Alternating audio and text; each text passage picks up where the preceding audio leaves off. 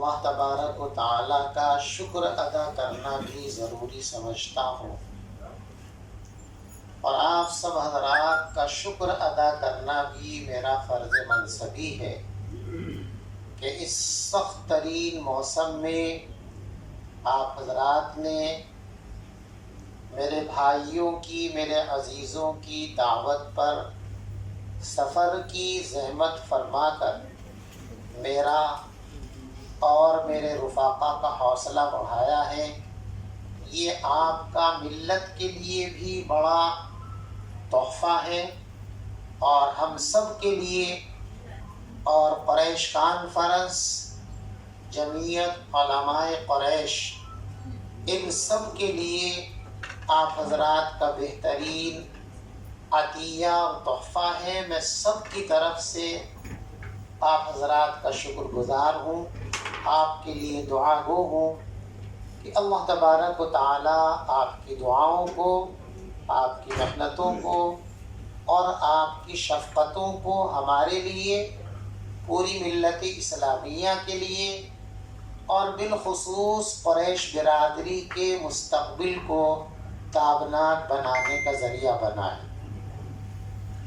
دوستو، ہماری اس کانفرنس کا عنوان ہے تعلیمی بیداری کانفرنس۔ تعلیم کی اہمیت کو آپ سے زیادہ کون جانتا ہوگا کہ آپ کی زندگی کا اوڑھنا بچھونا تعلیم ہی ہے۔ آپ کا ایک ایک سانس تعلیم کی خدمت کے لیے وقف ہے۔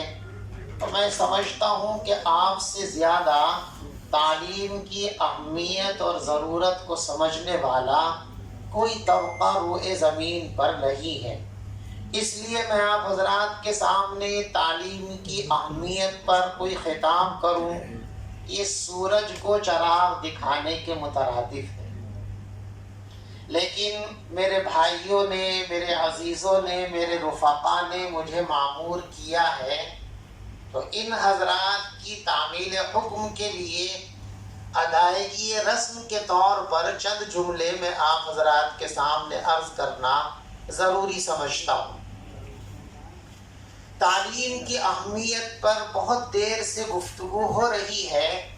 میں آپ کو ایک نئی چیز کی طرف اس مجلس کے اعتبار سے، آپ کے علم کے اعتبار سے نئی نہیں ہے، لیکن مجلس میں بیان کی گئی باتوں کے اعتبار سے اس کو جو ہے نئی کہا جا سکتا ہے۔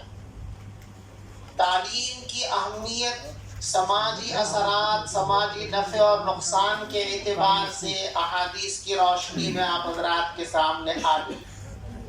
میں آپ کو متوجہ کرنا چاہتا ہوں اس حقیقت کی طرف کہ آپ ذرا دیکھیں کہ اللہ کی نگاہ میں تعلیم کی اہمیت کیا ہے۔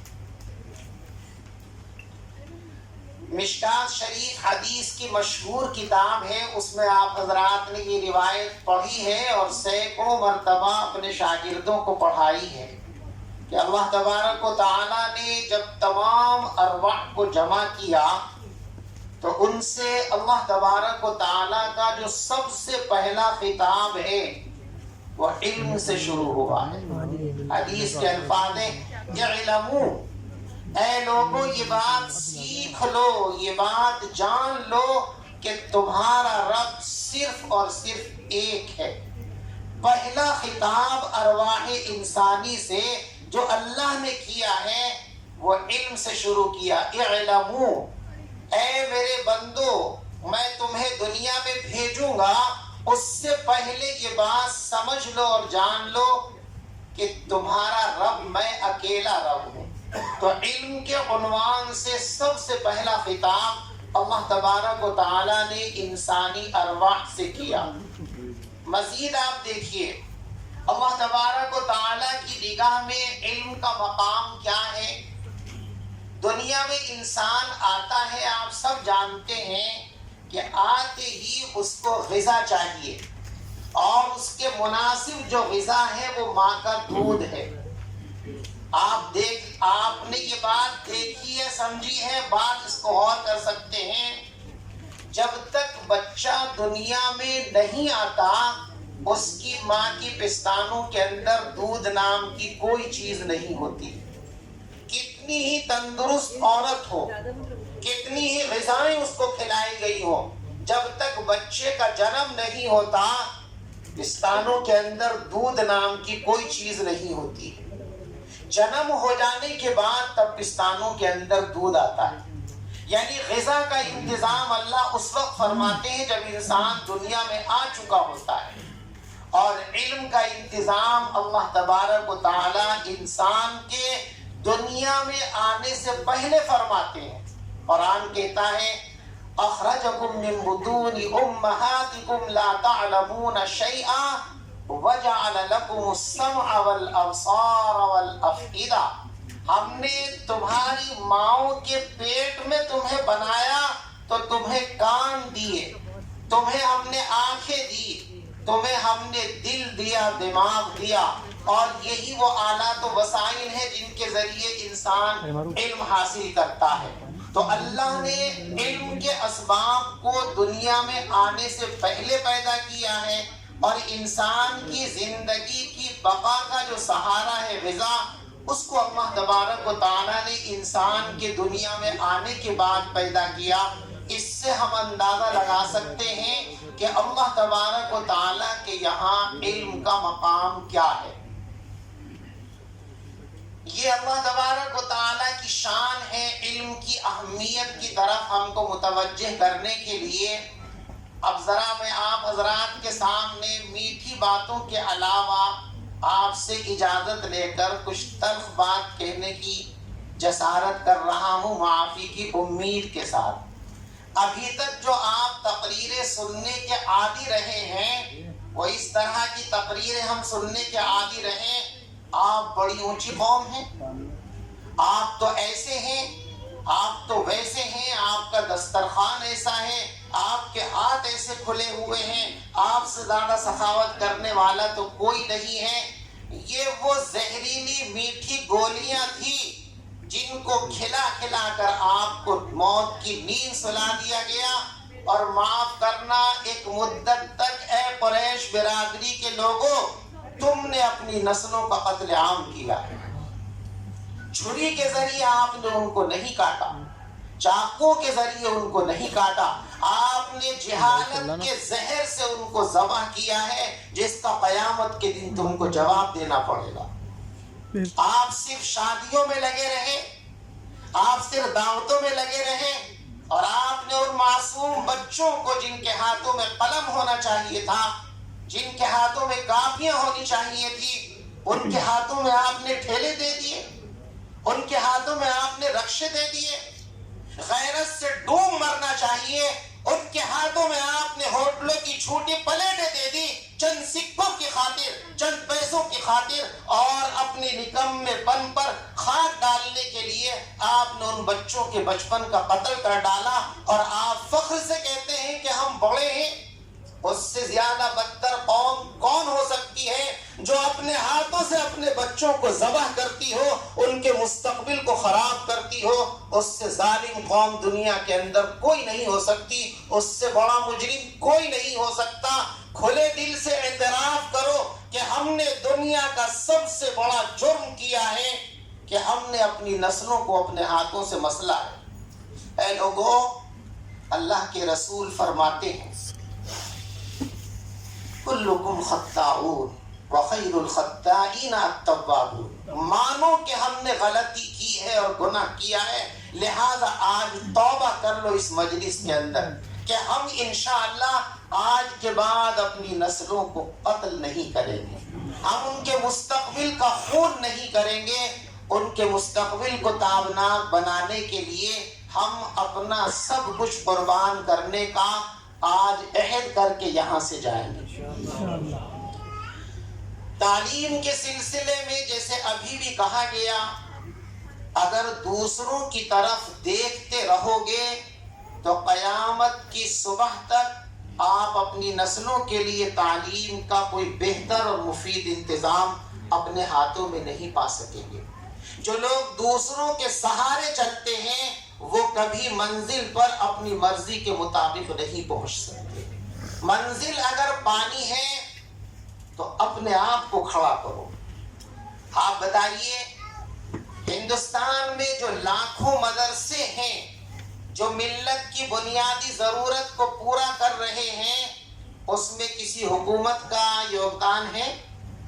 اس میں کسی سرکار کا تعاون ہے؟ وہ صرف اور صرف آپ لوگوں کے ذریعے دنیا کا اتنا بڑا نظام، مدارس کا جتنا انوکھا اور جتنا مفید اور جتنا خود کفیل انتظام ہندوستان کے مسلمانوں نے کیا ہے، پوری دنیا کے اندر آپ کو یہ نظام کہیں نہیں مل سکتا. اگر آپ اپنی جیب کے ذریعے اپنے مدارس کھڑے کر سکتے ہیں تو یاد رکھو، آج عہد کرو کہ مدارس کی طرح گاؤں گاؤں میں، قصبے قصبے میں، محلے محلے میں ہم اپنے اسکول بنائیں گے، اپنے کالج بنائیں گے. کوئی ہماری طرف تعاون کا ہاتھ بڑھائے یا نہ بڑھائے، آپ کو اللہ نے اتنا دیا ہے کہ آپ اگر چاہیں تو بڑے بڑے اسکول بنا سکتے ہیں، بڑے بڑے کالج بنا سکتے ہیں. ہمارے لوگوں کو اللہ نے جو دولت دی تھی، میں قسم کھا کر یہ بات کہہ سکتا ہوں کہ اگر پوری قریش برادری کی 10 سال کی شادیوں کا پیسہ اکٹھا کر لیا جاتا، ان کو برباد نہ کیا جاتا، تو ہم 10-20 کالج نہیں، 10-20-50 یونیورسٹیاں بنا سکتے تھے. لیکن ہم نے یہ نہیں کیا، بلکہ ہم نے اپنی تباہی کا انتظام کیا. اس لیے میرے دوستو، جرم ہوا ہے اور اس کا علاج حدیث میں یہ ہے کہ جرم سے توبہ کرو اور آئندہ صحیح راستے پر چلنے کا عزم اور کوشش کرو. تو میں آپ سے امید رکھتا ہوں کہ آپ حضرات، بالخصوص علماء کرام، جس طرح آپ نے ملت کی دینی تعلیم کی ضرورت کو اپنے شب و روز کو تج کر انتظام کیا ہے، خدا کے لیے یہ زمام بھی اپنے ہاتھ میں لے لو. ملت آپ کو دیکھ رہی ہے. یاد رکھو، جو کام کرتے ہیں انہی کی طرف دیکھا جاتا ہے. ملت آپ کی طرف دیکھ رہی ہے. کھڑے ہو جائیے، رسول پاک صلی اللہ علیہ وسلم کی سسکتی ہوئی امت کو خدا کے لیے سنبھالنے کا عزم کر لیجئے. اللہ مدد کے لیے انتظار میں بیٹھا ہے. آپ قدم بڑھائیے، اللہ منتظر ہے آپ کے قدموں کے بڑھانے کے. آپ قدم اٹھائیں تو اللہ تبارک و تعالی آپ کی مدد کر سکتے ہیں، کرنے کے لیے تیار بیٹھے ہیں. تو آج یہ عزم کیجئے کہ ہم انشاءاللہ بڑے پیمانے پر، جس طرح ہم نے دینی تعلیم کے میدان میں امامت کی ہے، انشاءاللہ عصری تعلیم کے میدان میں بھی آج سے علماء بھرپور قیادت کریں گے اور اپنے اکابر اور بزرگوں کی یاد کو تازہ کریں گے. آپ کے اکابر نے عصری تعلیم کے لیے جو کام کیا تھا، اس کی بہت بڑی علامت دلی کے اندر موجود ہے. جامعہ ملیہ اسلامیہ اپنے بزرگوں کے اس اثاثے کی طرح اور بڑھیے اور ملک کے چپے چپے پر کالجوں اور اسکولوں کا جال بچھا دیجئے. انشاءاللہ کامیابی آپ کے قدم چومے گی. اللہ تبارک و تعالی آپ کی مدد کے لیے تیار بیٹھے. اور میں آپ کے اس اجتماع میں یہ محسوس کر رہا ہوں کہ اللہ نے شاید آپ کی کایا پلٹنے کا ارادہ کر لیا ہے، تبھی آپ حضرات کو اس طرح متوجہ کیا ہے. اس لیے کہ اللہ کے رسول صلی اللہ علیہ وسلم نے ارشاد فرمایا، اذا اراد اللہ بعبد خیرا استعملہ، او کما قال علیہ السلام. جب اللہ کسی بندے کے لیے خیر کا فیصلہ کر دیتے ہیں تو اس کو کام میں لگا دیتے ہیں، اس کو کام دے دیتے ہیں، اس کے ذہنوں کے اندر منصوبے اور اسکیمیں ڈال دیتے ہیں. تو آپ کے ذہنوں کو اللہ کی طرف سے مہمیز دی جا رہی ہے. گویا اللہ نے بھی فیصلہ کر لیا ہے کہ انشاءاللہ آپ کی بدحالی کو اللہ تبارک و تعالی خوشحالی میں بدلنے کا فیصلہ کر چکے ہیں. خدا کرے میری امید یقین کے اندر بدل جائے. آپ سب یہ نہ سوچیں کہ ہم کیسے یہ کام کریں گے. آپ نے دینی خدمات کے لیے چھوٹے سے پیمانے پر کام شروع کیا. آج ساری دنیا میں دین کا جہاں کام ہو رہا ہے حق کے مطابق وہ دارالعلوم دیوبند کی وجہ سے ہو رہا.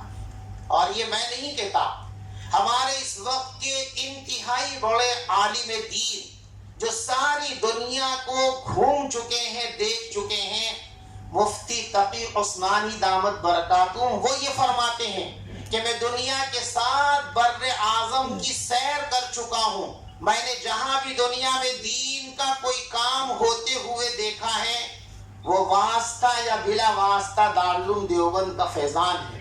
وہ دارالعلوم دیوبند جو قائم کیا گیا تھا، آپ سب کو بتاتے ہیں کہ ایک طالب علم کے ذریعے اور ایک استاذ کے ذریعے، اگر ایک طالب علم کے ذریعے ہم اتنا بڑا ادارہ قائم کر سکتے ہیں جو ساری دنیا کو سیراب کرے، تو 2-4 طلباء کو لے کر 200-400 گز زمینوں کے اندر ہم عصری تعلیم گاہوں کا انقلاب کیوں پیدا نہیں کر سکتے؟ کر سکتے ہیں.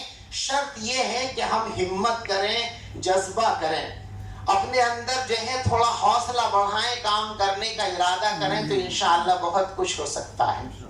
اس لیے اللہ کا فضل ہے کہ لوگ اس طرف چل پڑے ہیں. ہمارے حاجی سلیم صاحب، اللہ تبارک و تعالیٰ ان کی عمر میں برکت پیدا فرمائے، انہوں نے اس تحریک کو اپنے ذہن پر لیا ہے اور اپنے گاؤں کے اندر اپنی ذاتی زمین کا ایک بڑا حصہ اس کام کے لیے طے کر دیا ہے.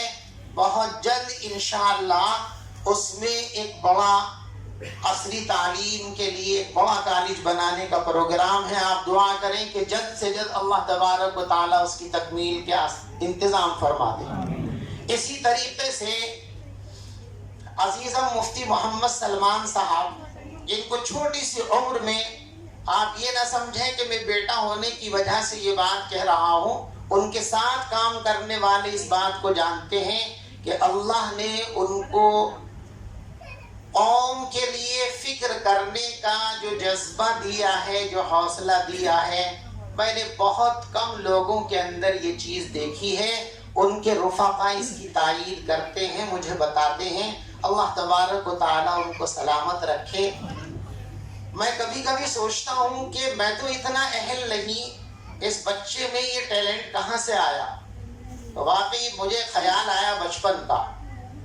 یہ جب چھوٹے سے تھے تو میرٹھ میں مفکر اسلام حضرت مولانا سید ابو الحسن علی میاں ندوی رحمۃ اللہ علیہ تشریف لائے تھے، اور جامعہ نور الاسلام اس وقت میں اس میں پڑھاتا تھا. وہاں حضرت کا قیام ہوا تھا، پرسنل اللہ بورڈ کا اجلاس تھا.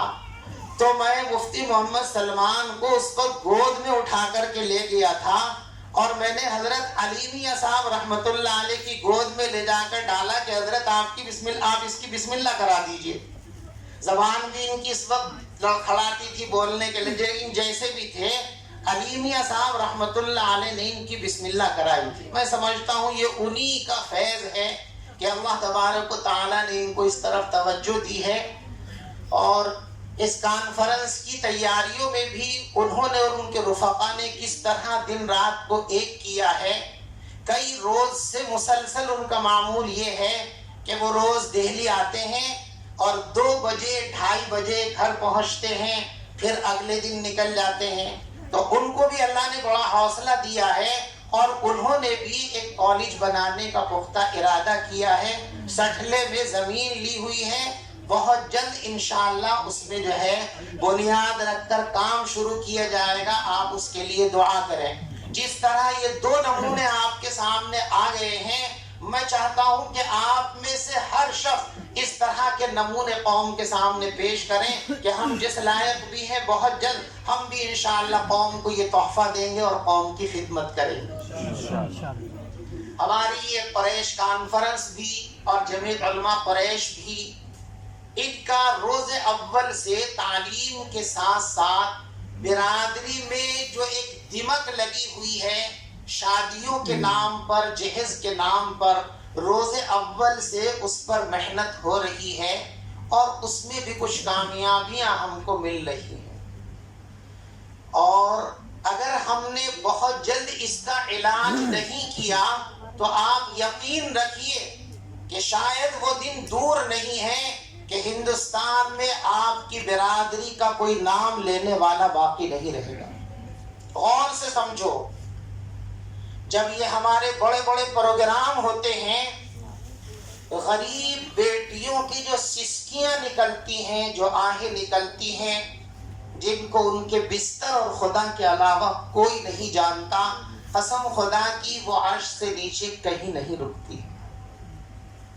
اور میں نے تو دیکھا ہے اپنے علاقے میں کہ جن جن لوگوں نے بڑی بڑی شادیاں کر کے ان غریبوں کے دل پر چوٹ ماری ہے، وہ آج تباہیوں میں، ان کے کاروبار بند ہیں، بہت سے لوگ ان میں جیلوں میں ہیں، بہت سے لوگ اپنے مکان چھوڑ کر جا چکے ہیں۔ اور اگر اسی طرح غریبوں کی آہیں لیتی رہی یہ برادری تو شاید اس کا نام و نشان بھی باقی نہیں رہے گا۔ یہ بات کڑوی ہے آپ حضرات کے لیے، لیکن حقیقت یہی ہے۔ اگر میں نے حقیقت کا آئینہ آپ کو نہ دکھایا تو میں سمجھتا ہوں کہ قیامت کے دن میں مجرم شمار کیا جاؤں گا۔ یہ باتیں اگرچہ بری لگ رہی ہوں گی، لیکن یہ آئینہ دکھانا آپ کے لیے ضروری ہے۔ ڈاکٹر اگر مریض کی بیماریوں سے سمجھوتا کر لے تو وہ ڈاکٹر نہیں بلکہ قاتل ہے۔ کوئی قائد، کوئی رہنما اگر اپنی قوم کو صحیح آئینہ نہ دکھائے، صحیح صورتحال ان کو نہ بتائے تو وہ رہبر نہیں بلکہ رہزن، ڈاکو اور لٹیرا ہے جو اپنے مفاد کی روٹیاں قوم کے جنازوں پر سینکنے کی کوشش کر رہا ہے۔ اس لیے میرے بھائیوں، تعلیم کے میدان میں بھی آگے بڑھنے کی کوشش کرو۔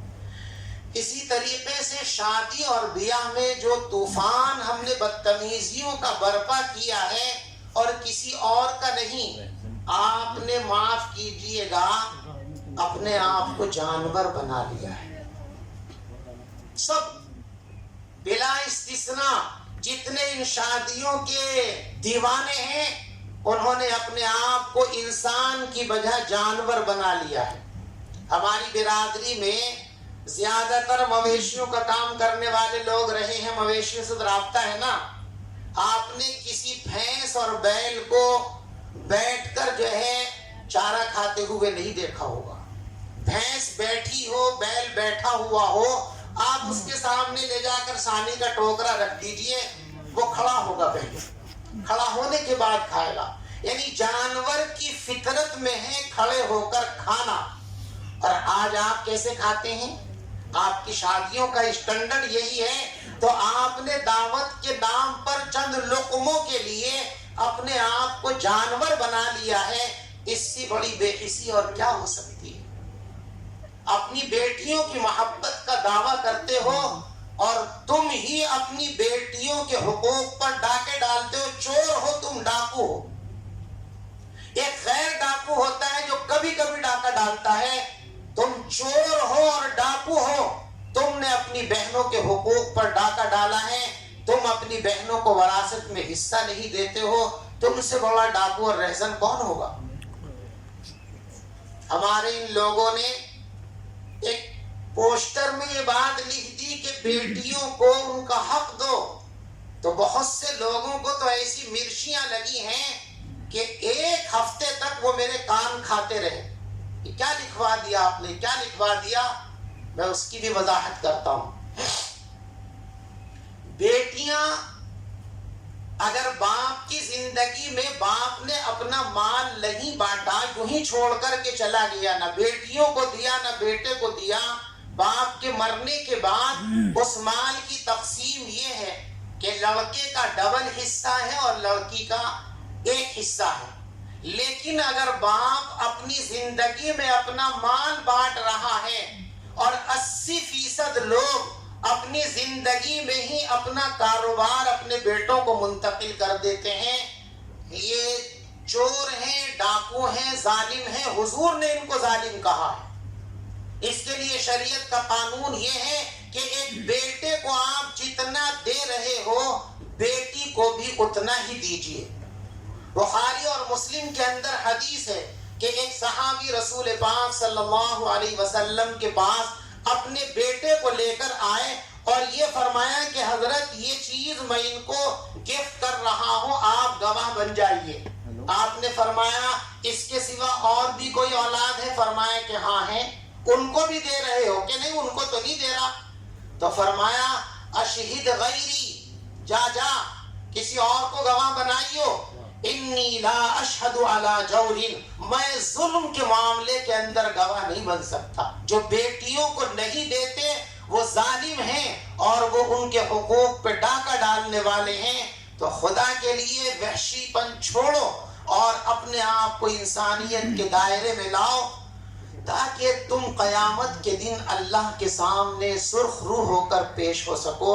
یہ میری باتیں بڑی غیر مرتب سی اور بڑی سخت سی ہیں، اس سے یقیناً آپ حضرات کا دل دکھا ہوگا، لیکن میں آپ سے معافی چاہتے ہوئے عرض کرتا ہوں کہ یہ میری مجبوری اور میرے دل کا درد ہے جو مجھے آپ کے سامنے رکھنا ضروری تھا۔ اگر میں یہ کڑوے الفاظ نہ کہوں تو میں سمجھتا ہوں کہ جو کچھ وقت، جو پیسہ ہم نے اس کانفرنس میں خرچ کیا ہے وہ سب بیکار اور ضائع، نمائش کے سوا کچھ نہیں ہوتا۔ اس لیے میں سمجھتا ہوں کہ یہ ہماری اس محنت کا خلاصہ ہے۔ ہم آپ کو آئینہ نہ دکھائیں، خود کو آئینے کے سامنے کھڑے ہو کر اپنے چہروں کے داغ کو نہ دیکھیں تو کبھی ہمارا چہرہ صاف نہیں ہو سکتا۔ میری ان باتوں سے جو تکلیف پہنچی اس کو معاف فرمائیے، اور ایک چھوٹے بھائی کی باتوں کو آپ دل کی گہرائیوں میں لے کر چلے جائیے، اور خدا کے لیے آپ سے بھیک مانگتا ہوں کہ اپنے بچوں کی تعلیم کو اپنی زندگی کا مقصد بنا لیجئے۔